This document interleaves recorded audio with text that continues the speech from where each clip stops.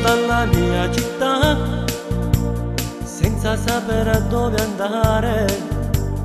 e mi soffermo a toccare dove ho conosciuto te e ci siamo frequentati, poi ci siamo innamorati, mo che sto lontana da te come soffro dentro me da